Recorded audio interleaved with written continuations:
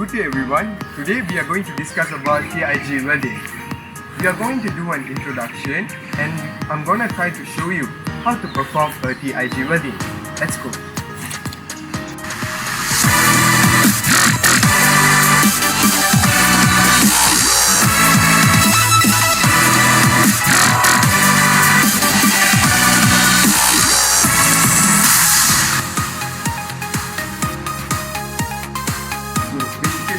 TIG welding is best described as similar to oxy-acetylene, in which in manner you have a torch and also you have a filler. So now I'm going to break this apart and show you what are these things and also what they are capable of.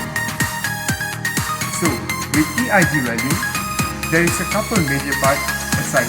Take this apart. The most important thing to show you is the electrode.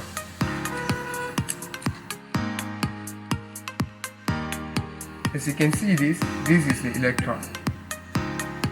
This is what actually sending the amperage is going through this and actually creates your arc. A lot of different electrodes that you can choose. They all have a little band on the end, which is our color bands. Most people just call them red tungsten and green tungsten. They do have different elements they are made up of. The red is going to be your most common that used for steel. The next part is collet body and the collet. What this do is collet body, you can see these little holes in it. That's where your shielding gas comes out. So this is where gas is going to come out and this is feed through thread, which is your gas cup. Collet actually goes back into the back of your collet body and slides through.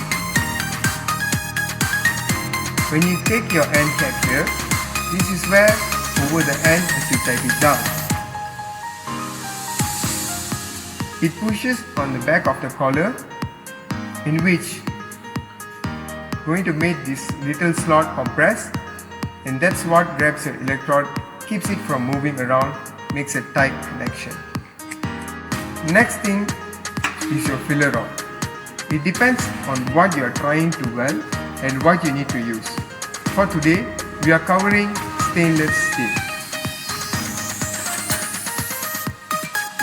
Next is setting the TIG machine. This is the way the amperage works the best way. To think of it, higher the number, the harder the material is going to get.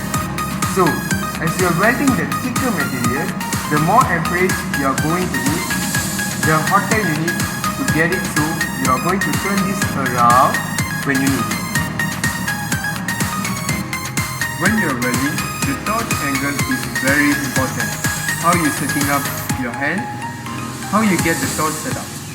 So if you are going to welding straight on here, you need to turn it back just a couple degrees. You can add your filler around like that. So we are going to exert a push and pull movement, which is you're gonna push the torch and also after each push, pull the filler back. When you turn it too much like this, your arc welding is going to come out and just be shooting across this. This is gonna put high heat on the way out into here. So let's do it.